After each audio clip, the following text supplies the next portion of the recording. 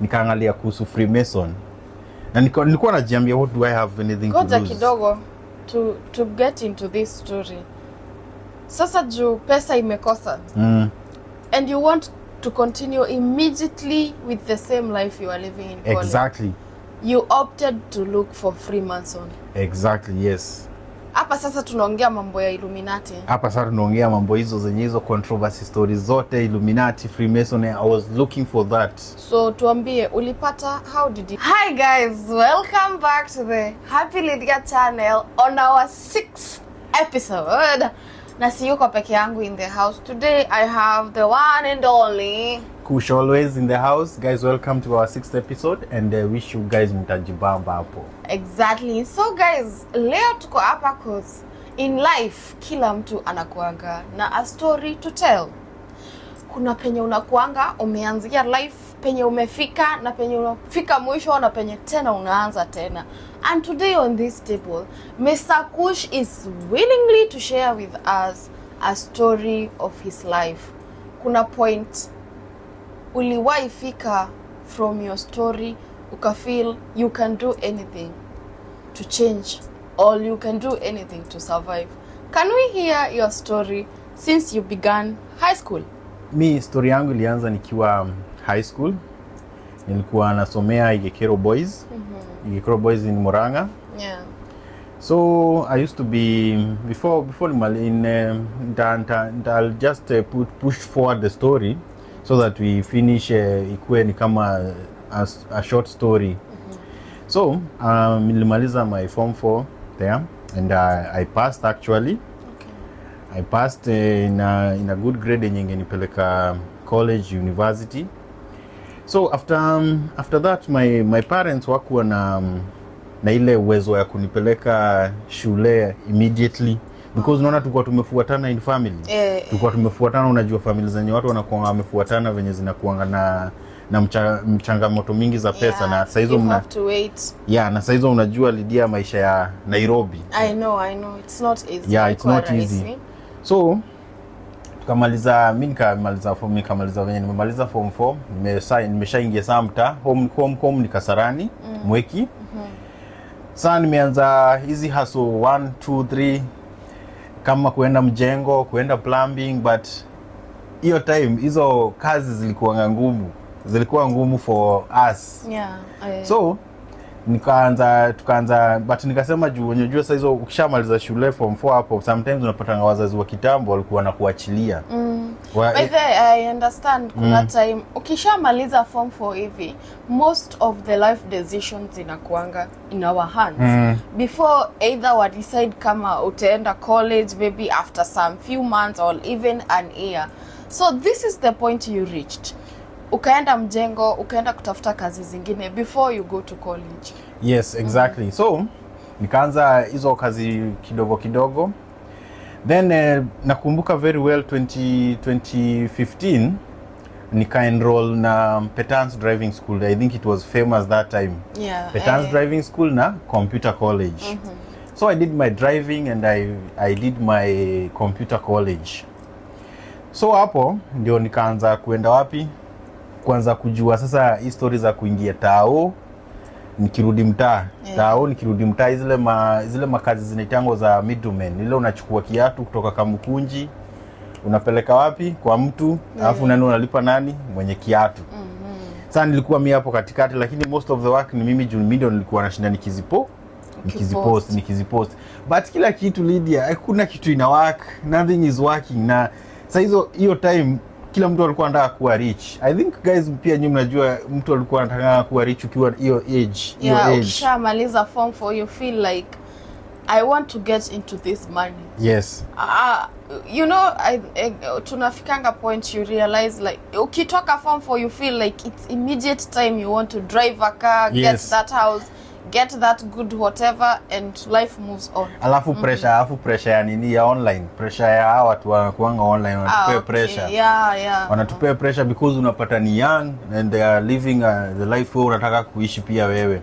But anyway, so 2015 after nimejoin hizo shule nikaanza hizo tu biashara toka kujua sana, nimeanza kuwa mjanja, nimeanza kuwa na some connections in town for this and that. But luckily In 2016 nikajoin college. Okay. 2016 nikajoin college pale Railways Training Institute pale South B. Na nikajoin 2016 January, then tukaanza kusoma, nika-enroll in School of Engineering. Okay, nice. So tukaanza mashule as normal guys, mtu mwenye ajui mambo mingi. Yeah. So hiyo first year, in the first year second semester, I got introduced to drugs.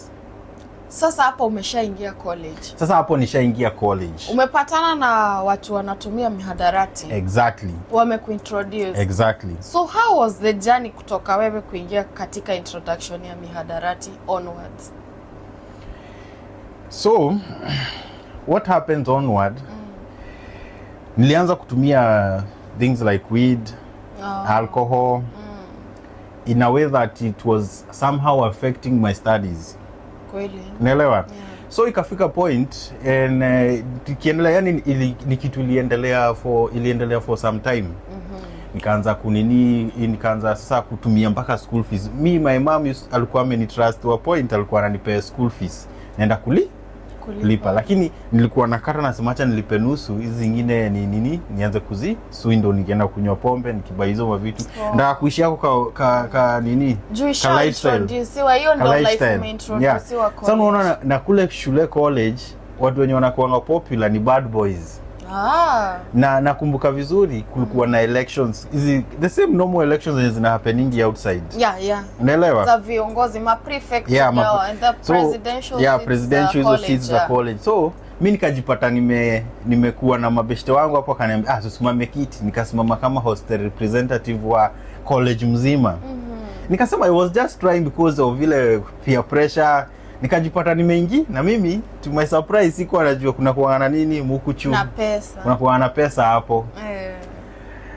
Hapo ndio a big turn of my life ilikujanga another time, Lydia. A very big turn because sasa nimeanza kuishi another life sikuwa na expect. Umeingia college, umekuwa kwa mihadarati and then abruptly ushaingia katika governorship ya college na iko na pesa. I believe wanalipanga. Yes. Yeah, because they have to take care of you also. Yeah, na watu wanapatanga pesa in some way, venye hata watu wengi wajuangi, but watu pata pesa because just count wenye students watu wana joining shule every semester, every term. There is a money they remove in the Students Association.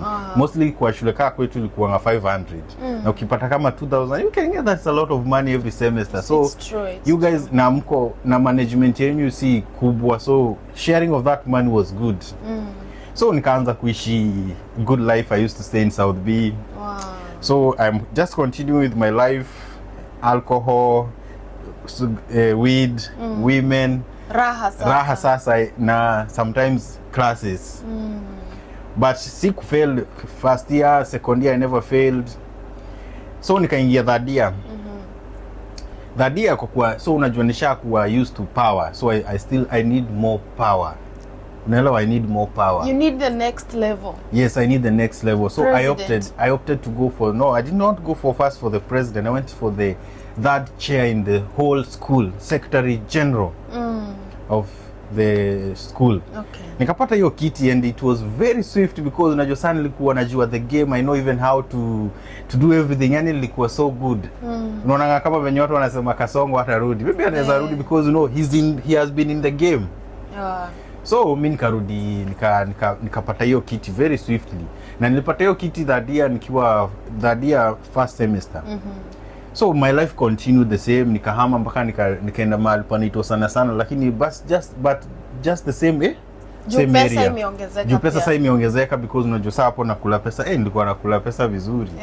Na accommodation tena nimepewa for free, chakula huko shule nakula for free. Yani it comes with some benefits. Yeah. Because even my tuition fee was cut into half.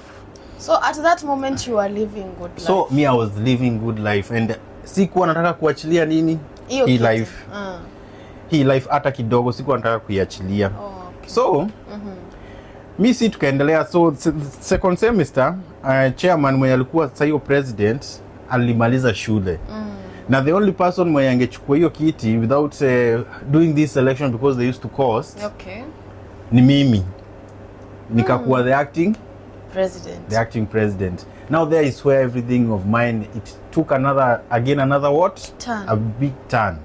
Because now I'm staying like a rich person. Now you have full power. Now I have full power. You have money. Exactly. You have influence. Exactly. How is this life? That life was good. Na sikuwa nataka kuiacha. Hata nyinyi viewers mnajua, no one wants to go. Nani izitaka kuishi life ya nini? No one wants to slide back. So, but life continued as usual.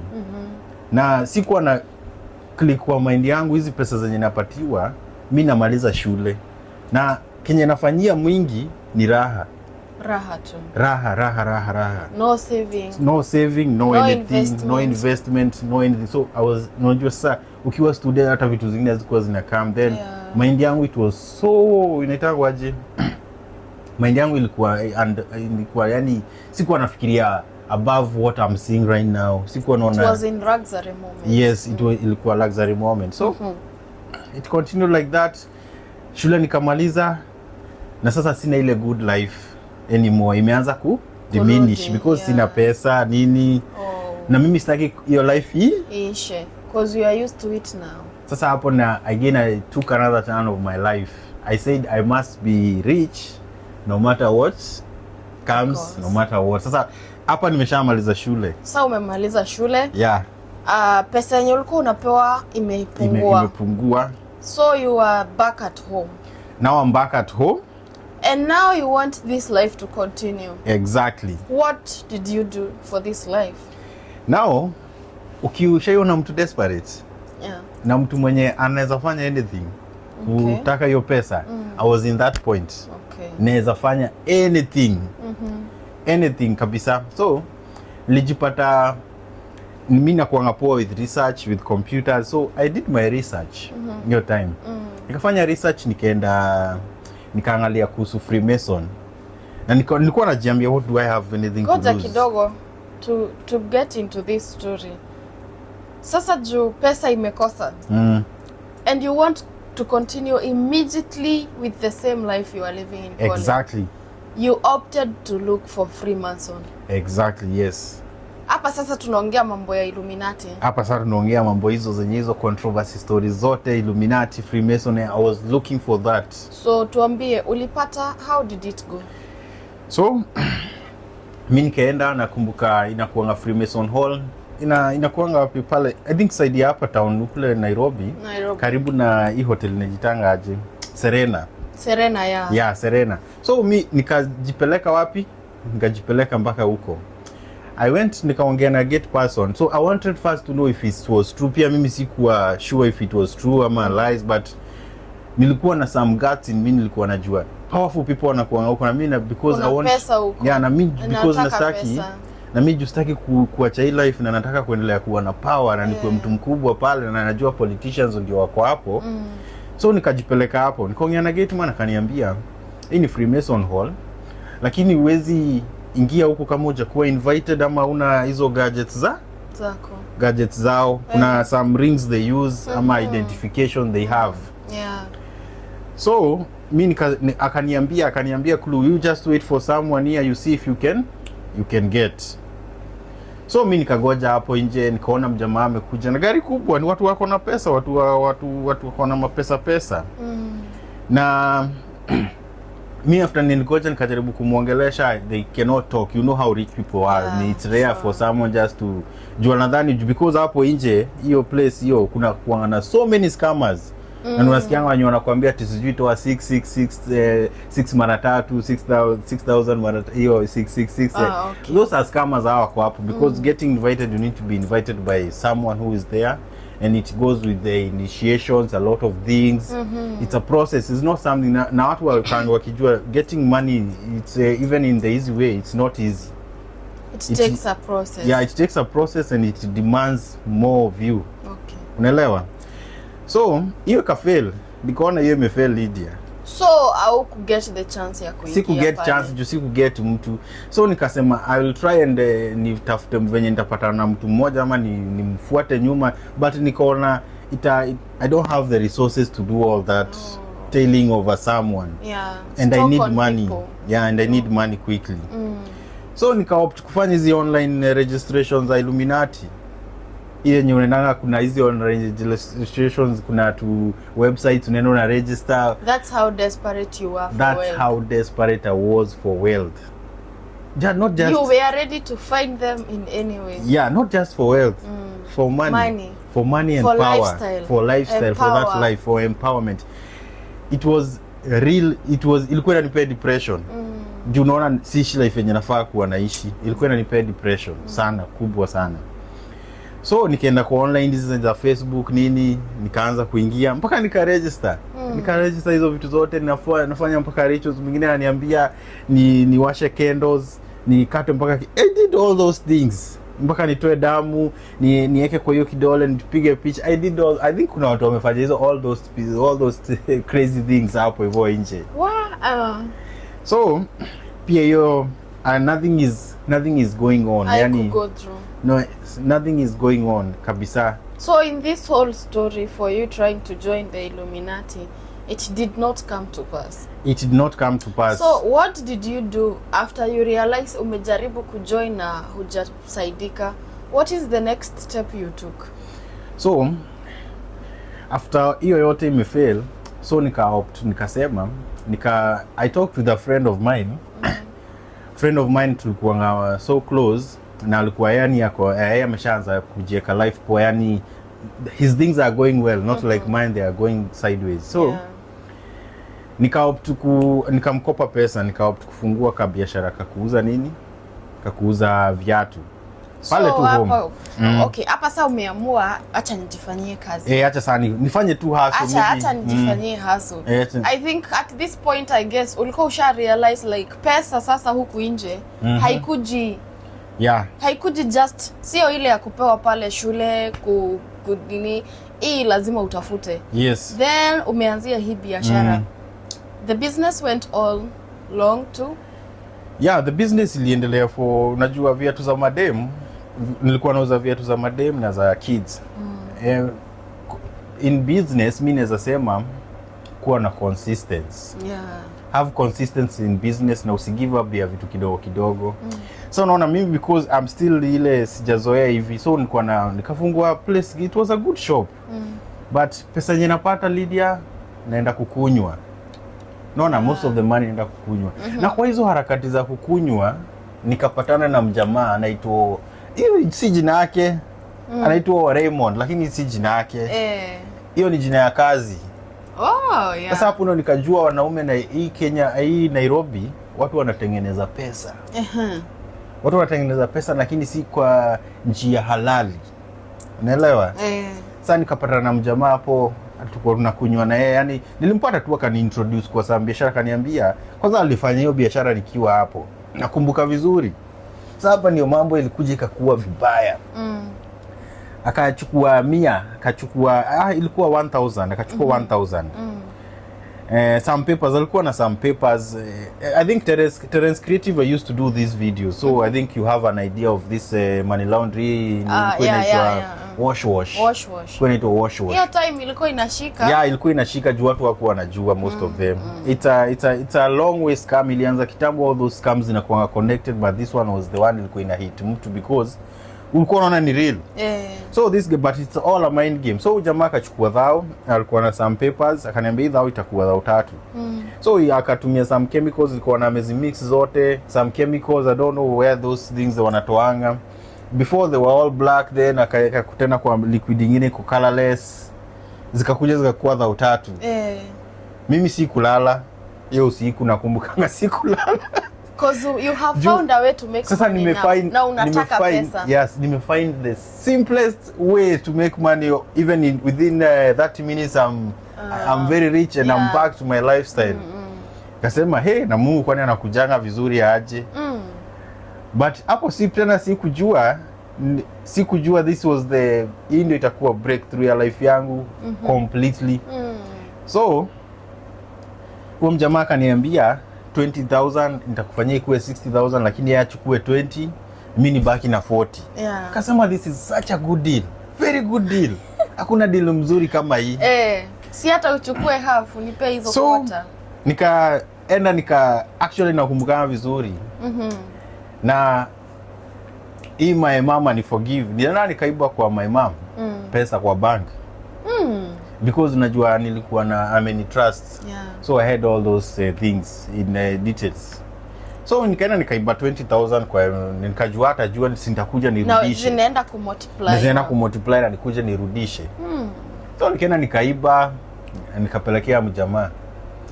Na akanipea kibando hivi kia pesa, mimi najua niko na 60,000 hapa, na akaniambia niende niziweke mahali kwa nyumba zikuwe keyword, alafu anakuja kuosha. Oi, kumbe mimi nilikuwa nishaachezwa Lydia. Niligojea pesa. Nikagoja pesa. Nikapiga simu ananiambia tuma 2-3 ni chemical sijui imefanya nini. So this thing mtu anaweza kukon from the beginning mpaka kumaliza, hata kama ulikuwa na 10 bob kwa mfuko unaweza itoa umpatie bado. Because asha create ile, kuna kitu inaitwa dopamine, asha create hiyo dopamine kwa nini yako. Unajua, unakumbuka alikuwa na pale dhao akatengeneza zikakuwa dhao 3 na akanipea dhao 2. So wewe uliamini hiyo story? Mimi sasa, nani hawezi amini Lydia? Hakuna mtu hawezi amini, na you are young and you want to be rich. Huwezi kosa kuamini. Na hivyo ndio most young guys pale Nairobi wanakuanga scammed. Na pia mpaka the same people gawa watu wa forex. That's why we get scammed, because of pressure kuwa rich so quickly.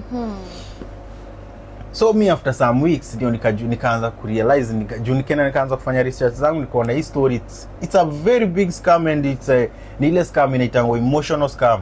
Unajua emotional scam, you don't know how to go and report. Because you feel yani embarrassed, the same yani una feel used, yani una feel yani you cannot even go to report, because first thing uko na counterfeit pesa, zile makaratasi. So mimi nikasema acha nicheze kama mimi. Nikapigia huyo mjamaa, nikamwambia Raymond, mimi hata sitaki unirudishie pesa yangu. Nataka unifunze nini? Unifunze hiyo kazi. Pia mimi ni kwetu. Nataka unifunze hiyo kazi, tufanye na wewe hiyo kazi.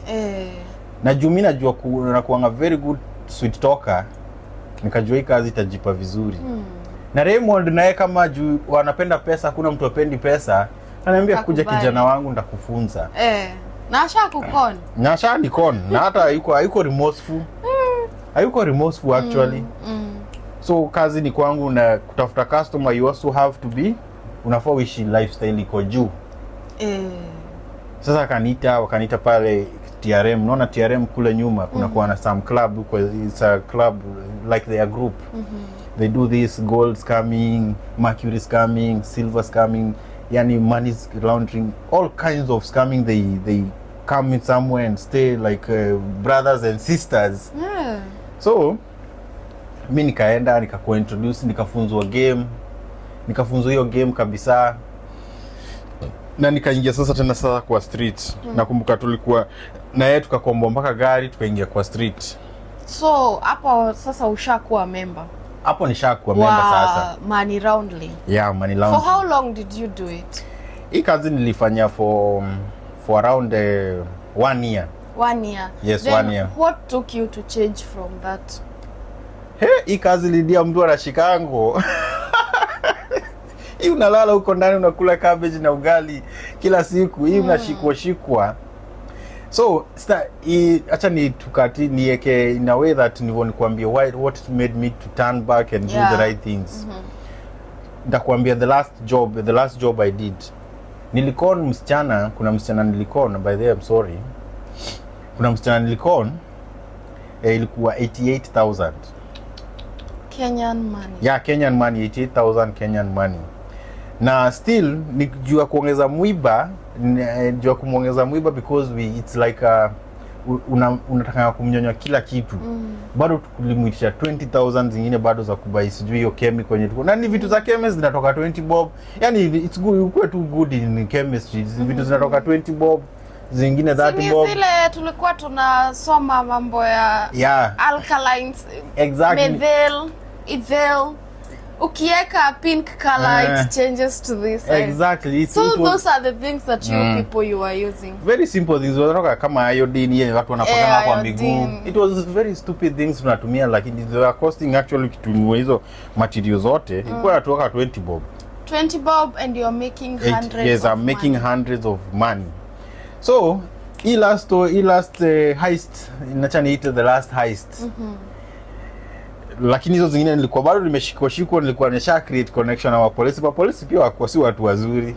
So the last heist nika kula huo msichana 88,000 na bado 20,000 mixing it 100. Yeah, nikaenda nikabai, ilikuwa the latest phone hiyo time, nakumbuka ilikuwa Infinix S3. Yeah. Tule tunye tulikuwa tu slim, I think mnatukumbuka, tulikuwa S3. Nikanunua kasimu kampya na so najua nimetupa ile simu nyingine, nikaweka line na siku anajua nani wananicall. Kumbe ule mdee mwenye nilikula akona sijui ni sister ama ni aunties wako kwa DCI. Wako kwa DCI.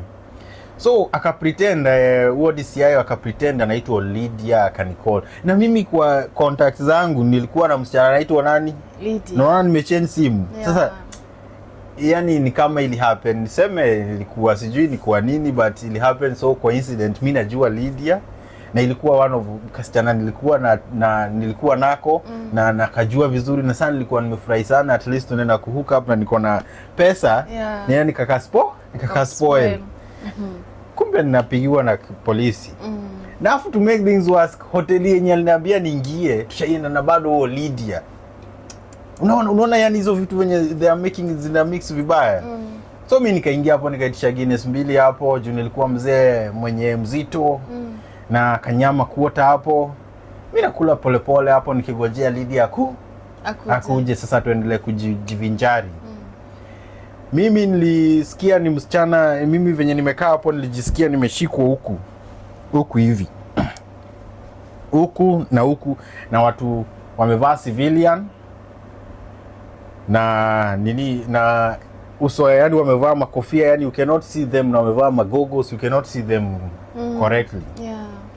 Wakanichukua mbio wakaniingiza kwa boot kwa gari, kwa hiyo gari, na kulikuwa na hapo mbele, kiti ya mbele kulikuwa na saa the lady hapo, ndio nilimuona nika click mind, nikajua ni hivyo yangu kuisha. Huo ndio huo msichana mwingine walikuwa mwenye saa Lydia, mwenye ana call the Lydia. Sasa na nyuma majamaa wengine wawili, na yeye nilikuwa rounded up na watu wengi. Ilikuwa inakaa ni kama hizo zingine hazikuwa kama hii. You are criminal now. Yeah, hizo zingine hazikuwa kama hii. Hizo zingine siku hata nalala sana. Hii ilikuwa the biggest one. So mimi nikapelekwa pale Kasarani police station because hapo ndio ilikuwa the nearest. Kasarani police station headquarters. Na to make matters funny, me no feeling it's somehow funny to me because sikuchukuliwa simu na polisi, wakuchukua simu yangu. Na hata wako search, na hata wako niambia toa viatu, ati enda utoe viatu, enda uko ndani, kama venye zingine zenye nimezoea nilikuwa natoa belt kiatu moja na yani nilikuwa nishazoea. So nilikuwa najua naenda kufanya the same routine. Hii ilikuwa different. Hii niliweka kwanza hapo kwa kiti, ngambwe tumia simu yako, mpaka nalitoa juice. Sasa kumbe wanajua hapa mimi niko na pesa, na hiyo ni pesa, si pesa kidogo. Wanataka uzitoe. Na wanataka nizitoe. So they are giving you a good treatment. Yes, na wataki nitoe ati nipe mwenyewe. Wanataka nitoe niwape. Kwanza nilikuwa nasikia polisi mwingine anasema, kwanza very ashamed of those police people, anasema anataka kwenda kumalizia nyumba yake. Amepata mahali penye atatoa 20,000 ya kubai chuma. So mimi nikakaa hapo chini, ilikuwa the first time nikalala kwa post, na I was comfortable because nilitoa food nini, so sikuwa na stress. Na niko na simu, naona mtu hawezi boeka. So nikapigia Raymond. Raymond akanitumia mpaka mjamaa akakuja wakanegotiate. Sasa ikabidi nimepe the next day, nikape OCS, nakumbuka nilimpatianga 25,000 na nikapatia the lady nivo hii story niende ikuwe ni kama nimeenda nje tafuta hii pesa nikiwa nje nimrudishie. Nisiwezi tafuta hiyo pesa nikiwa pale ndani. So nikampatia 20,000, so nikabaki na simu na pesa kidogo, nikatoka sasa, nikatolewa nje. Sasa hapo ndo nikaenda home, nikaanza kujiuliza, na sasa na Julie walikuwa ameniambia kifungo ya hii money laundry kufanya hivi is 25 years. Na I'm very young. Nikaanza sasa hapo nilianza turning back. Nikaanza kujiuliza, what am I doing? Why? For what? Then naishi life ya woga. Because naandamo huku, yani sina amani, hata siwezi enda kukaa place moja within a, yani hii pesa not enjoying the money that you're getting. Hii pesa inakam with risk. Alafu I'm not doing something good for myself. The only things nafanya ni nini zinaitangwa kulewa wanawake, having fun, same luxury, because it's not hard earned money, is coming inakuja tu like that. So hapo mimi ndio nikasema nikarudi home, nikasema sasa iambia mtu hii story, hakuna mtu ataiambia hii story. Karudi home nikasema I'm going to start leo kutoka this hii mwaka ingine I'll start doing things right. So hii point ushaji realize umerealize this money that I'm getting and the way I'm getting it, it's not right. Yes. And you have decided it's time to change your life. Yes. And from that day, this is who you have been. Yeah, so upon really changed my life, and I started seeing things. By the pesa ya haraka si mzuri, unless umelelewa kwa hiyo pesa. Unajua huwezi compare pesa ya haraka kwa kila mtu. Kuna wenye wanapata pesa from their own homes, wako na mali, na kuna mwenye anapata pesa haraka ya wizi, ya vitu kama hizo zenye nilikuwa nafanya. So kenye naweza ambia mtu, hard earned money, it's you know how to use it. And one thing nilikuja kujua na hii life, be patient. Kuwa patient. So since that time, since the change till now, Mr. Kangi mambo ya pesa haramu na wenye nishaikosea, na by then I feeling so remorseful, but kila mtu anakuwa na his bad past. That is my bad past, but na feel poor because I advocate for good people. So I try to, hata nikisikia mtu kwa hizo story na try kumwambia it won't take you anywhere. Yeah. You have a testimony to share. Yeah, it won't take you anywhere. So that is my story, Lydia. So currently, as we are based, you are an ex to all the bad things that you did. Yeah, meaning you are an ex of alcohol, an ex of drug. Hizo vitu zote ulikuja kuziacha. Yes, mimi I'm proud. I'm born again actually. Wow. And you also Jesus, got to be involved in God. Yeah, Jesus is my savior. So I don't drink anymore. I don't smoke weed. I don't do a lot of women like I used to do. And also I'm doing nafanya kazi na mikono yangu, yani I'm patient, na step by step, yani I grow step, yani niko na strategy side love like before. I'm doing this step by step.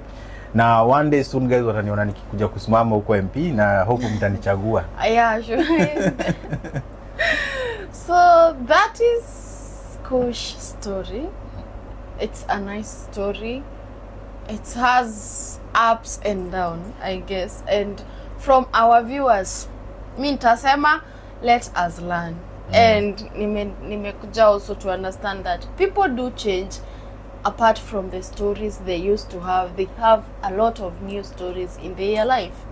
So Mr. Kush, we really appreciate you for sharing your story with us today. And we are happy for you that you are an ex of so many bad things that happened there before in your life. Yeah. So guys, tutasema kwa heri for that short period we have had. Until next time, don't forget to subscribe to this Happy Lydia channel. Kwa herini. Peace out. Thank you.